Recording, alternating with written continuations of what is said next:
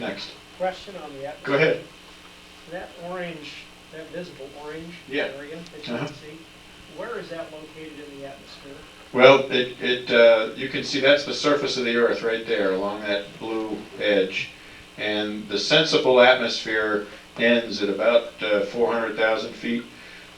There's probably some atmosphere that is not glowing here, but this is in the 300 to 400,000 foot altitude range here. Are you saying that all that white is blackened down in the Earth? Yeah, this is a night picture, so if you were looking at this picture that I took with the naked eye, this would have been dark. Oh my God.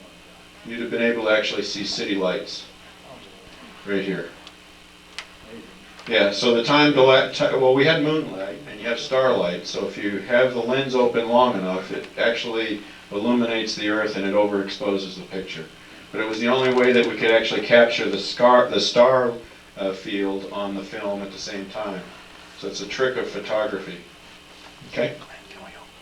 This is a neat picture. This is over the Bahamas, and on the east coast of Florida, you've got these reefs, and the sea becomes very, very shallow in and around the reefs, but they're actually mountains that stick up out of the floor of the ocean.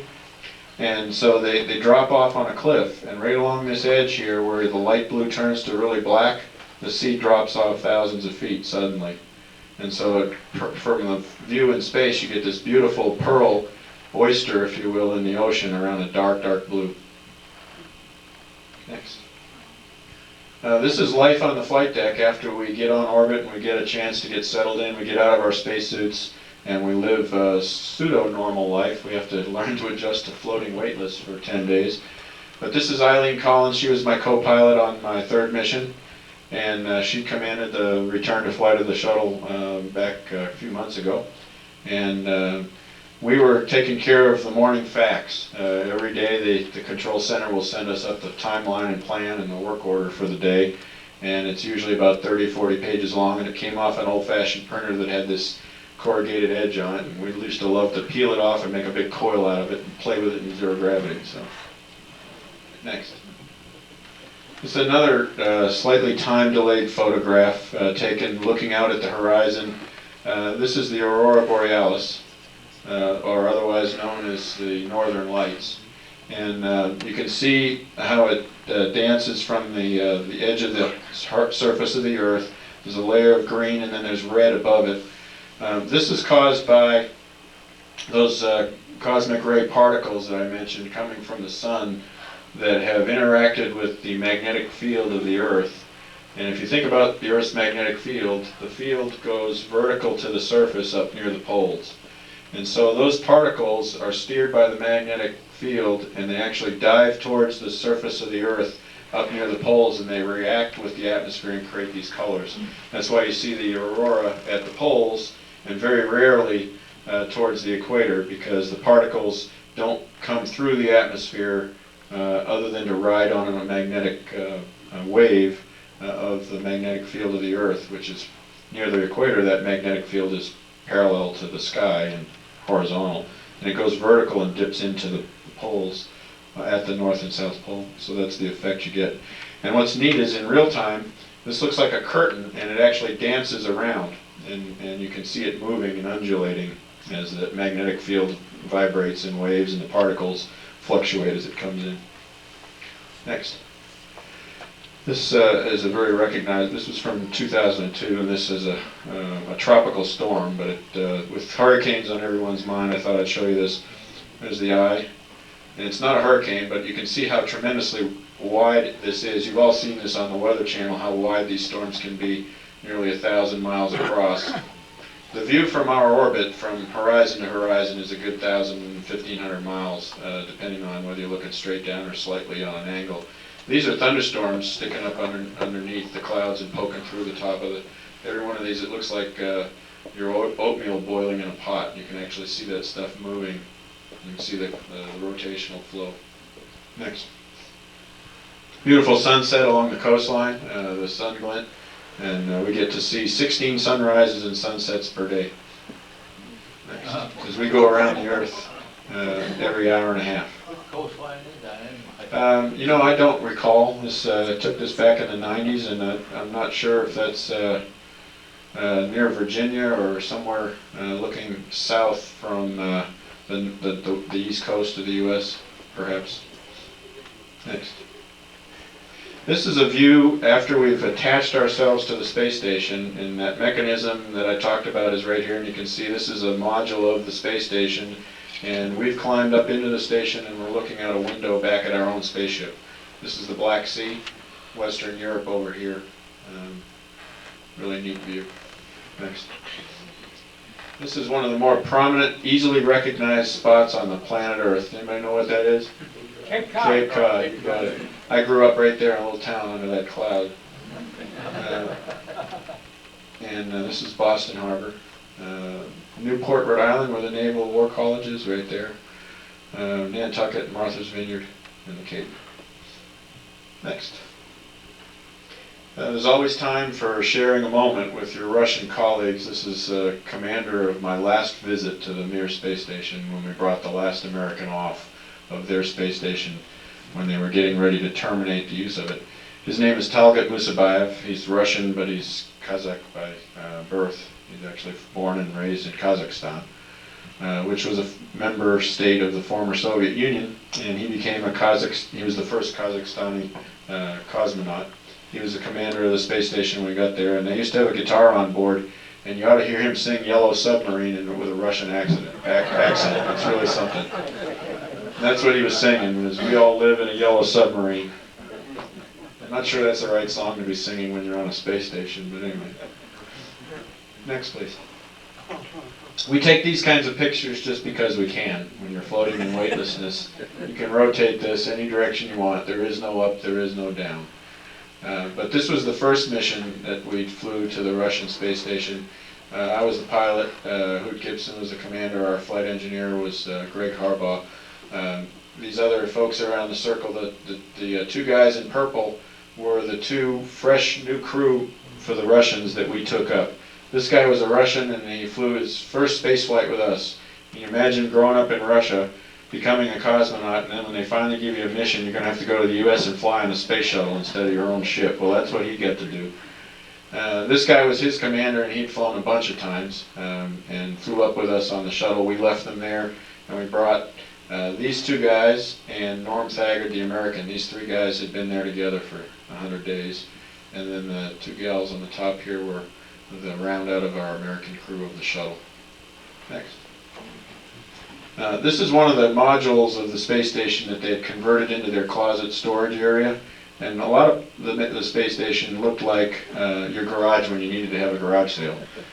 A lot of this is a big, huge telescope that sticks out the side. It had a camera in it that could do high-resolution imagery of the Earth, and they hadn't used it in years. Suitcases that had equipment in them, air ducts for controlling humidity and environment, things of that nature. And notice that everything's tied down with bungees, because if you don't tie it down, it floats around. And so, picture me crawling through the debris there. Next. This is one of my favorite pictures. I'll take a couple of minutes on this one. This is the space station after we left it. This is the moon. This is a thunderstorm over Australia. I'd like you to imagine being here with me when we took this picture. It's when you fly in space, it's like you literally go to another world, another place, another life. And there are images that get burned into your memory, and this is one that I will carry with me forever. I took this picture when the rest of the crew, it was on my third flight. The rest of the crew was down on the lower deck of the shuttle preparing dinner.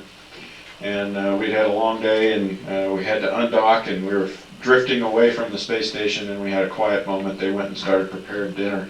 And I stayed up on the flight deck, and you can actually, it was my favorite time of day because it was the time that I could be by myself and float and for 30 minutes look out the window.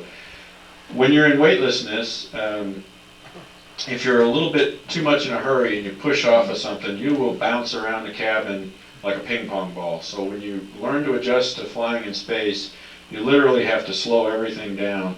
And the best, most adapted people look like they're literally hovering in slow motion as they move through the spacecraft. So if you imagine in this room, if we were in weightlessness, if I wanted to move from here at the podium back to that corner in the back wall there up in the ceiling, I could literally just gently push off about like that, and I would very, very slowly float up over your heads to the corner in the back, and I need to have something to catch on to when I got there, or I'd bounce back. So literally, you would learn to, we would put handholds down and foot straps on the floor so you could stick your toe under a foot loop and it would stabilize you. You could literally get to the point where you could grab a switch guard and hold it between your two fingers and gradually torque any of the movements of your body to nothing. And you'd be perfectly still, and if you very slowly let go of the switch guard, you'd be completely motionless, not touching anything in the middle of the cabin. And you could put yourself in a position like that where you're floating, looking out those two big overhead windows, and you get a view like this, and you just watch the world rotate underneath you. So that's what I'm doing right now when I take this picture. The sun is over our shoulder. We're flying northeast from Australia towards the west coast of California, which it's already sunset in California. Because we're flying east, the sun sets behind you in the west, and this is a very low sun angle. You can see the long shadows of the sun cast by these thunderstorms. And soon here, in the next 5 minutes, we're going to fly into the picture, over the horizon, down around the other side into blackness, because the Earth is going to block the sun. So picture, if you will, that we are headed towards darkness. The space station is also, it's in front of us and we're following it. The moon is out there to the right, and as we get closer to the edge, the sky gets purple and then turns to, or the edge of the Earth gets more and more purple and then it turns to black. And it literally looks like there'll be a line on the Earth where the sun has set and day turns to night, literally on a line across the ground. And on the left, the west-hand side, it's still lit like this, and on the east side, it's totally black. And it literally looks like somebody had sliced off that half of the Earth, because your eyes can't penetrate in the fact that you're still in the daylight. You cannot see what's in there in the black until you fly around the corner, and you're in the dark too, and then all the city lights pop out at you. It's just phenomenal.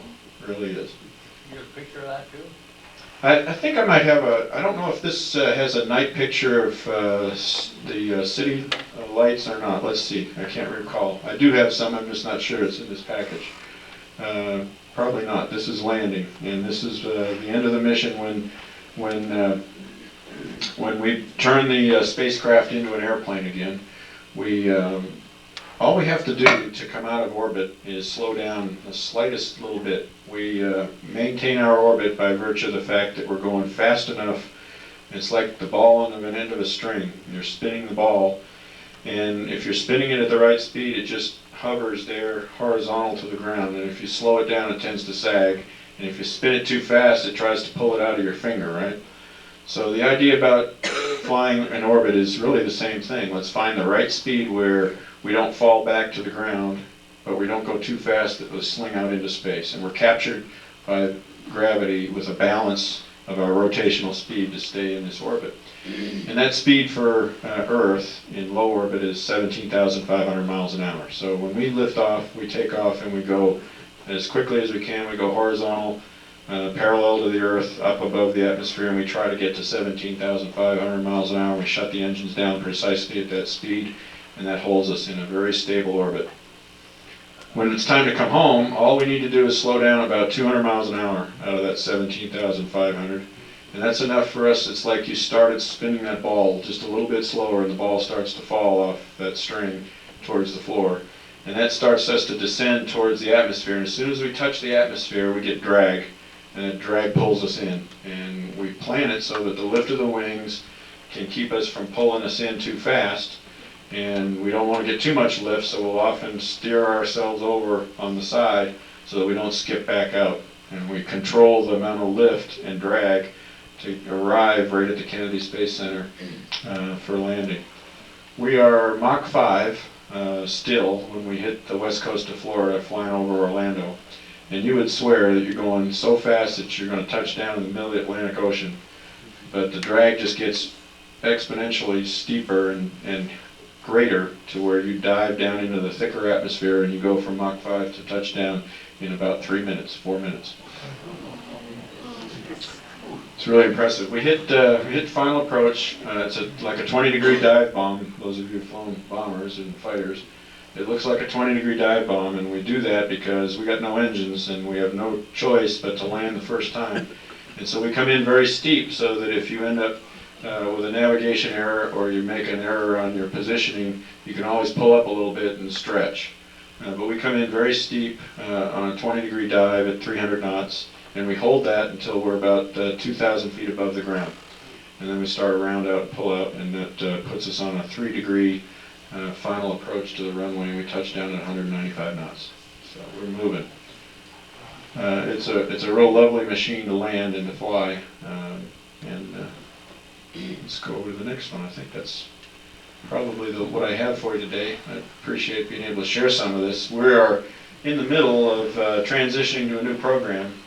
The White House announced an ambitious plan to transition from today's space shuttle to a program that can take us back to the moon and set up a habitat there where we can do research and learn more about living in space and making sure those technologies that we develop make our lives much better here. So thank you very much for letting me share that with you.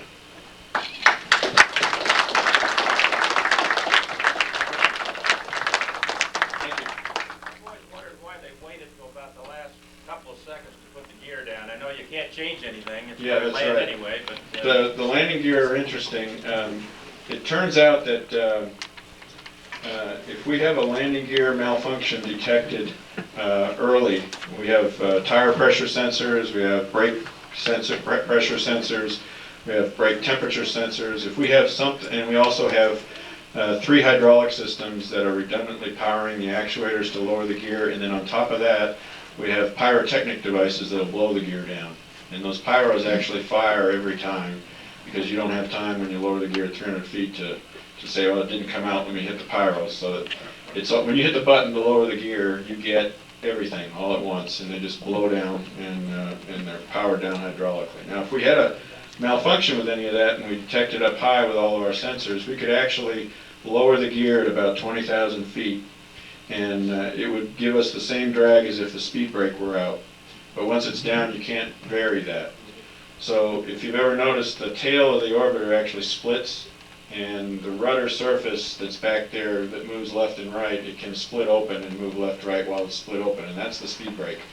So when you're on your 20-degree dive bomb and you need to hold 300 knots constant to control your path of approach, we vary that speed brake in and out so that you don't get too fast or too slow as you're coming down that glide path. And it turns out if you throw the gear out earlier, you've just complicated your drag problem for managing the approach. And it's very, very important that the lift to drag of the whole thing is only 5 compared to, civilian airplanes are up around 12 and gliders are in the 25, 30, 40 and higher. So we've got a lift to drag of 5 to 1. It's very, very bad. It's a falling brick, and so we don't want to put the gear out on a normal approach till the very last minute so that it doesn't disrupt our trajectory and end up causing us to land short or be too fast and land long. So the reliability was built into the gear so that when you hit that button, it's coming out, and there's nothing keeping it down. And there's so many sensors on it that if there were a problem, you'd be able to deploy it earlier, and we would fly a very special approach without speed brakes to make sure we could get it down. And we do train for that, but the easiest way to do it is to just blow them out at 300 feet. How about the autopilot? How far do you let the autopilot fly? We usually let the autopilot take us to Mach 1, and there are several reasons for that. But once we hit Mach 1, we take over and we fly it manually from there. And that's at about 35 to 40,000 feet. Yes, sir. You mean the very last second rather than the very last minute? Yes, well, 300 feet is about 15 seconds from touchdown when the gear goes down. Yeah, but it's instantaneous. You hit the button, boom, they're all out. It's just like that. So I know it's strange, but it's a spacecraft more than it is an airplane. Yes, sir. I heard something, the Soyuz had a fire up there, did not with one of the... Yeah, I actually was going to talk about that a little bit, but I figured it'd be best to wait for questions and answers. I flew 3 missions to the Mir, and it was actually the Mir space station that had the fire. And it occurred between my first and second visits while we had an American up there. What happens is there's what they call a solid oxygen generator. When you get on an airline and the stewardess, the flight attendants tell you that, if we lose pressure, a mask will fall and you put it over your face. Many of those systems are designed with what's called a solid oxygen generator. It's a little canister that when you pull on that thing, they tell you to tug on it because you initiate the cartridge to start burning. It's a controlled burn of a chemical that releases oxygen. Well, they have large ones of those on the space station, and they burn them every couple of weeks to replenish the oxygen. They have other oxygen system generators, but this is a way to top off the system. And they had one of those that had foreign object debris particle in it that shouldn't have been there. When they popped it off, it caught fire, and that chemical burning is normally contained and releases oxygen, but it burned a hole because of the debris that was in there. It burned a hole through the side of the canister and caught the structure on fire. And the tough part about that is because it's a chemical burn, it's very difficult to get it out. It burns extremely hot. And so it did a lot of damage, and they were lucky that it didn't burn through the side of the hull. And the crew was on masks for several hours, and they were on the verge. The troubling thing is the crew was in a handover. They had 2 crews up there, 2 Soyuzes and 2 crews, and they were in the middle of doing that handover, and they were in a world of hurt because the Soyuzes are parked on opposite ends, and one of them was blocked by the fire. So they got very, very lucky that it didn't go through the hull, because one of the 2 crew may not have been able to get to their vehicle. I actually visited the station again 4 months after that, and we brought up on the shuttle a lot of equipment to do kind of forensic analysis of what happened. We brought that equipment that caught fire home, put it in the laboratory, did a bunch of research to see what went on there, and we've improved those systems so we can preclude that from happening. We got lucky. Yes, sir. There's no other talk about the tiles. Yes. Are they going to try to replace those, or was it kind of a mistake to use a tile versus some other product? Let's see. The first question is that they won't replace the tiles, but the real cause of the accident was the foam on the tank, Yes. causing debris. So what they've done is they've addressed that so that they don't have the issue with the tile. And that's what we call collateral damage. If you look at what happened with Challenger, the blame is on the solid rocket motor O-ring that was frozen and allowed gas to escape. But the real collateral damage was the external tank. The flame burned a hole in the external tank and detonated the liquid fuel in there. If you look at the film of Challenger, the 2 solid rocket motors kept flying. They didn't care. On Columbia, same thing. The external tank had foam that shed a big chunk bigger than they'd ever seen before, and it hit the leading edge of the wing, golden BB, right in the wrong spot with the right angle of attack and the right speed, and punctured a hole. The foam on that tank didn't care, and the tank went to space, came back, burned up just like it did on every mission. Collateral damage was on the winged vehicle. So the answer is to make sure that the source doesn't happen in the first place. Second question, was it wrong to go with the tiles in the first place? It was destined to be a reusable vehicle from its early design, and to be reusable drove them away from the ablative materials that were on the capsules, because to reapply an ablative over the entire belly of that thing would have been essentially rebuilding it from scratch. So we were on the edge, technically, in terms of our technical capabilities to do the tiles.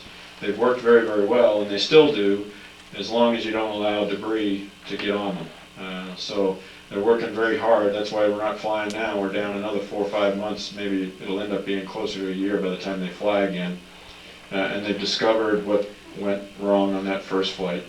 There was a section of foam that covers a wire tray. There's a lot of cabling, as you can imagine, on any piece of equipment. That wire tray connects sensors to the tanks with the orbiter umbilical. And because of the shock waves that you have to fly through, you have to protect that wire tray from the damage that can occur from the shock waves and the pressure vibrations and whatnot. So they put a cover over it, and then that cover, if it's metal, will be super chilled by the temperatures of the liquid fuels that are in the tank, and it'll form ice over it from the atmospheric condensation. So they put foam over that, and they had to, it's called a PAL ramp. PAL is an acronym I've forgotten now, but it's the description of that structure. And it's thicker than the rest of the foam, so that it has a ramp for aerodynamic load control. And it was adjacent to the area that caused the first problem. And when they were doing the new technique of applying the foam in that area that caused the first problem, they had a lot of traffic over this ramp area, over the wire tray. And they think that they caused some internal stresses in that foam by having too much traffic of people in that area. So stripping that all off, and they're in the process of they're developing a new process for the application of that so that that doesn't happen again. It's a never-ending challenge to keep up with quality control on it. But they have all that traffic around in there, all the people moving around that dangerous area. Yeah, it was the workers that were putting the foam onto the new process of the other part of the tank that were the traffic. That's why they were there. So now they've discovered that they weren't quality controlling their operations well enough. Okay. So that's what they're going to have to do different. Yes, sir. Does the foam actually do the damage, or does the foam become ice encrusted or something? It's the foam itself, believe it or not.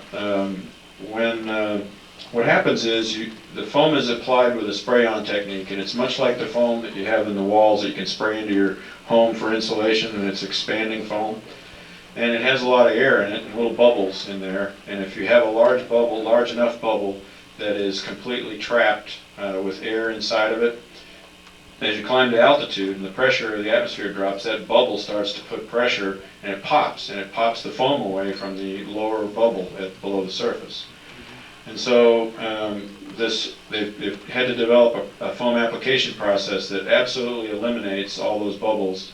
And then they have these tines, much like you aerate your lawn. They have very, very fine tines that they go afterwards, and they put paths of holes that you can't even see them once they're done. They put small pathway holes all the way down through the foam so that any air that's trapped under there has a path to the surface without tearing the foam away. So those are the kinds of things they did to improve the process so they don't lose foam. But you know, the thing that happens is if you get a big enough chunk, there was a 1 pound chunk that came off on Columbia, bigger than we'd ever seen before. Most of those bubbles will only cause popcorn. We call it popcorning because they're mostly about a popcorn-sized piece of foam. And it's like rain debris. It's like driving through a rainstorm. Some of those things come flying up, and they hit the belly of the orbiter, and they cause popcorn damage. They basically will scar the black coating on the tile, and you will see after landing a bunch of little white dots all over the belly. Every time I landed, we'd get out and we'd walk around on the ramp and look up and kind of count how many little popcorn white spots we had. And dumb us, we didn't ask what that wasn't supposed to be there, and for years we thought it was okay. Well, you get this 1 pound chunk of foam finally came off, and it immediately catches the air and slows down to nearly